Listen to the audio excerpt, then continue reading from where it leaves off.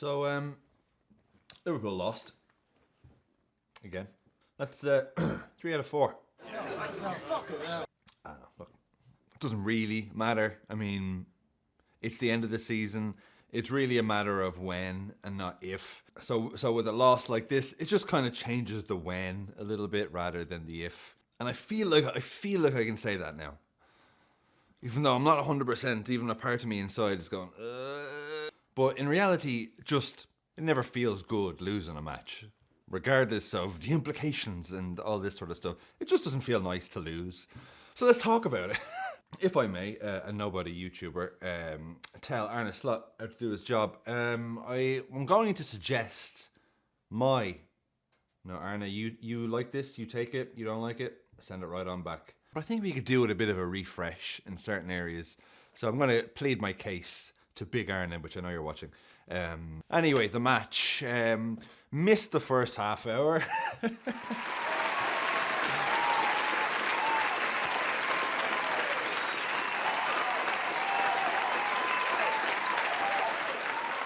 So Sunday came around and you know how it is. I'm like, okay, I've got to get that match watched at 2.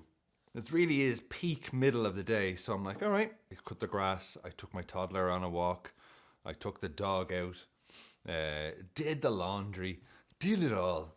But it had the added complication of my kid wanted to go and see the new Minecraft movie. She didn't pick me. She picked her mum to go with her, but it's fine. It's not like I've put in the hours of playing Minecraft with her for years, but it's fine. I heard it was absolute dog shit anyway, so.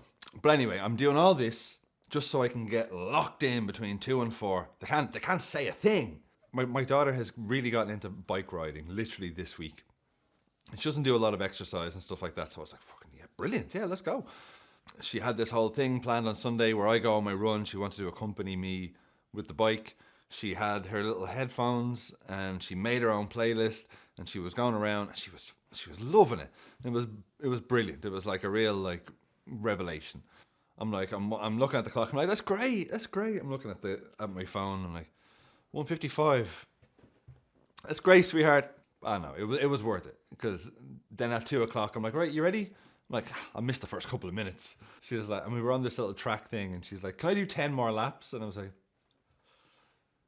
10? Yeah. And the worst part is that I had given her my phone so I could track how far she'd gone around. Anyway, on one of her little breaks, I was like, can I just have the phone for a sec? Yeah, great. And I just turned it on and to see Alexis McAllister's fucking thunder bastard of a shot. Oh my God. I shouted out loud in the middle of the park like, yes! She was feeling so good about her bike ride. Even for the first time, I'm like, here, look at that goal. And she's like, yeah, that's pretty good, I guess. I was like, fucking got her now. So I got back home. I'm like, yeah, it was lovely. Yeah. Match on. It's 1-1. I'm like, shit, all right.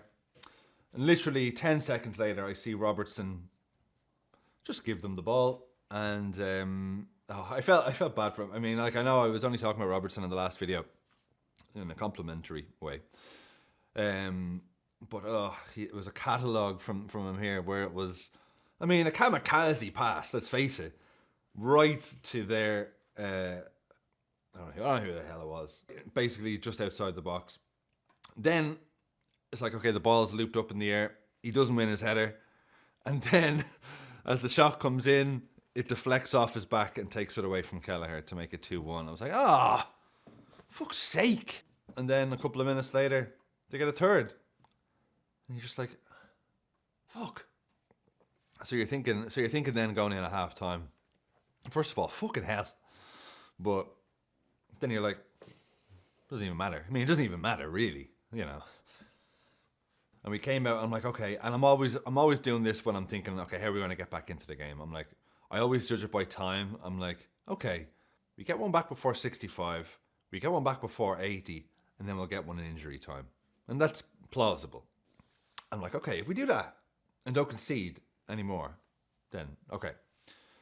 And I tell you, I was absolutely furious with the Jota miss at 47 minutes. Oh, that was it. You know what I mean? That was it. If we score that, our tails are up. Let's fucking have it. And then it's like, okay, I tell you what, we could go on and bloody win this. I mean, in hindsight, looking at it, all right, it would have been a great to just slot it in near post, But that's exactly where the keeper was. There was a whole... I'm not going to tell you how to do your job, Joss. That one really made me go, just what if? And I seen Salah's face as well, just been like, you know. I mean, like this is the thing, like we didn't actually play bad. We played well, especially second half.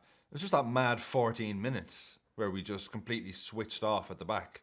But this is where I kind of want to talk about the team and the team selection. Because when Slot brought on his subs, again, they made such a difference. Elliott, Diaz, and Bradley. I don't know a lot about what I'm talking about, but it seems to me like this current first 11 could do with a bit of a refresh. And there's certain players that I don't know what else more they have to do to be considered. Dance for you, but you wouldn't even see it. All right, I'm dancing. I'll be honest, I feel stubborn at this stage. I mean, when Diaz came on, again, just like he did last week, first of all, he scored a goal. The camera just, like, all of a sudden, you're watching a replay for some shite, and then the camera comes back, it's Bradley's passing to Diaz, Diaz scores, I'm like, what? Yes! Yes! I was like that, it was like a confused celebration, like, yes! Yes! So you have Diaz doing his thing, you have Elliott coming on, smashing it off the bar, just always looking to, what's that killer pass, what's that killer shot, and he's got a killer shot, always just looks up for it, hungry, you know, and he's got the vibes as well, he's always like this to the crowd and all this, just, you know, an injection of something different. And Connor Bradley, I love you, mate. Connor Bradley, when he came on, I mean, my God, the difference that he makes straight away. I mean, the goal scored was one of those textbook, give me the fucking ball. And again, just like he did against, was it Real, where he just plays that lovely little pass and Diaz does the rest. But Bradley, man, Bradley about 5 or 6 times in his little cameo when he came on made me go, yes! Like, I hadn't cheered that much for the rest of, for the previous whatever 60 minutes, but when Bradley came on, I'm there every few minutes like, yes, Bradley. If I could just take a break for a minute during this rant to ask, if you haven't subscribed, to please consider subscribing at one of the buttons there, and thank you very much to people who have bought merch. This is by far my biggest seller, but if you want it, the link is down below. And thank you very much for all the lovely messages. I get some lovely messages from people from just like Hawaii or from Finland or Australia, and just like mad places that I would have, you know, never thought that this channel would reach. So like it really opens my eyes to see how far the channel actually goes, which is just, it's insane. So thanks so much. Anyway, back to the rant. And if you're asking, here's my first 11 that I would start in our next game against West Ham, I think it is. Here's my first 11. In goal, if he's back and ready, Alisson Becker. Mad to think, by the way, that could be Big Queeve's last game in a Liverpool shirt, unless Alisson is out for a bit longer. So I was aware of that when I was watching it yesterday. I'm like, right back, Connor Bradley. And I tell you, it's the first name on the fucking team sheet as well. Love his attitude. Love his new bit of facial hair that he's got as well, because we have to talk about that. Just adds an extra 10% of danger. Then I would have Ibu. If you can cut out the Spinneroonie shit that you did in the box there. Big Verge, right beside him, of course. And I would have Robbo, left back. Then in midfield, I'd go with a 4-2-3-1. My holding midfield would either be McAllister's got to be in there, because fucking, I just love him. Beside him, I'd either have Gravenberch, although he's looking a little bit tired. So if not him, my main man, Endo. Let's just say Endo. And then the three in front, I would go Diaz, Elliott, Salah. And up front, I tell you, my heart just wants me to go with CHIESA up front. So you'd have Diaz, CHIESA, Elliott, Salah. but have, doesn't have to be, they can move around a little bit, you know what I mean? But Diaz, Elliott, Salah, and fucking Chiesa. And do you know what? It kills me to say that because I would love to just say, and of course, Darwin Nunez up front. But, oh man, like, you guys know how much I love him, possibly to a fault. But, well, he is giving me fucking nothing when he comes on. And I want him to do well so bad. And still, I love his attitude. But his position, Darwin, I'm sorry, I love you, but I got to be a little bit critical of you here. Let me be the first to be a little bit critical of you. His positioning is driving me insane. In that he's either in a position where he can't be passed to, just hidden amongst their players, or he's offside. And it's driving me mad. It actually makes me mad and sad because I hate the fact that we're going to win the league and he's having his worst season in a Liverpool shirt. But it's fine. Winning the league is obviously 100 times more important than that. But I really wish he could fucking, but like even when Slot's bringing on his subs, I would have put Chiesa on earlier. Like what does Chiesa have to do? Like, actually, what's he done wrong? You know what I mean? Like, even in his 10 minutes, he's given me a bit more. He's getting a shot off. You know what I mean? Like, Nunez, I'm sorry. I love you, Nunez. But, every time he comes on, you just don't see him. What can you do? So I would definitely try Chiesa. Can we just try?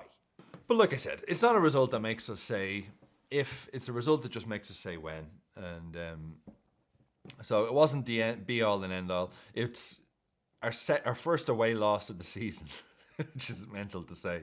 But like, it's still annoying that we're losing. You know what I mean? Like, I don't buy into the whole, where Van Dijk handed Michael Owen his ass for suggesting that that the season's not going to be that special because we're only going to win the Premier League, which is insane. And I see big accounts tweeting it. And they know what they're doing as well, where it's like, well, it looks like, with a big X over the FA Cup, an X over the Champions League, Slot will have to resign himself to the Premier... Oh, will he? Oh, no. The big one? I am 100... Like, if we get over the line, I will be jumping in the air. But it doesn't help. It just doesn't help the vibes when you're losing. And we've lost 3 of our last 4, I think. I have to remember the bigger picture that we're actually doing phenomenal. And this is Arne Slot's transition season. He doesn't even have his players. This is what he's been given and not given anyone else. Except Chiesa, who he just doesn't seem to... He's like, no, not you. And with every loss, there's always like, well, it's only our first bloody thing of the season. Or, well, keep in mind that we were unbeaten in, yeah, that's all true. I still just hate to lose. I think this whole thing with the title, it's like... Because it's like we've unwrapped our Christmas present on Christmas Eve, and then we were told, okay, but wrap it back up, and you can't play with that till Christmas Day. It's like, we know it's going to be great, and we know we have it, but can't get at it yet. You know what I mean? And also, I think City have distorted how we view a title-winning campaign. As Slot suggested himself, and people thought, oh, he's having a dig at City, because he said, Man City we're normally 3-0 up by half-time. And, he's like, this team is really fighting really hard to get these results. And not that he's saying City weren't fighting hard. People thought it was a dig. It was a compliment, if anything. But whereas, like, City have been just to the moon with all of their moon money. Whereas now, because of City, everyone's like, well, you're not winning the league with over 100 points. You call that a league title? When in reality, the league has probably been... I've seen people suggest that it's been a shit league this year. I think the exact opposite. Look at the amount of points the top 8 have in comparison to previous years. And look at the likes of Bournemouth, Fulham, Villa, Newcastle. Very strong teams now. But even all that aside, we have been 27... We were 26 games unbeaten. We've got 2 losses. And we could still win the league with 94 points. But what can you do? It's football. Losses happen. And we always seem to take losses well. We're taking them a little too well at the minute. But we're back at Anfield against West Ham. Big Arne, just think about it. Just think about it. I know you're saying, you said in an interview that the players aren't tired. And they're probably not tired, but mentally, just, you know. And man, when we lift that title, I might cry. In a bit of a shit spell. The players are on their arse at the minute, but the hard work has been put in since the very first game, where we have been just phenomenal. I personally, and I say this to you, but like it's for me as well, I'm trying to not let our current form skew my view of how fucking unbelievable this team has been. We've put in the hard work to get here. We just need to get over the line now in the next few weeks. So let's fucking have it. Up the fucking Reds. Thank you so much for watching. I'm sorry I swore a lot in this episode. But, you know, thanks for watching. Up the fucking Reds.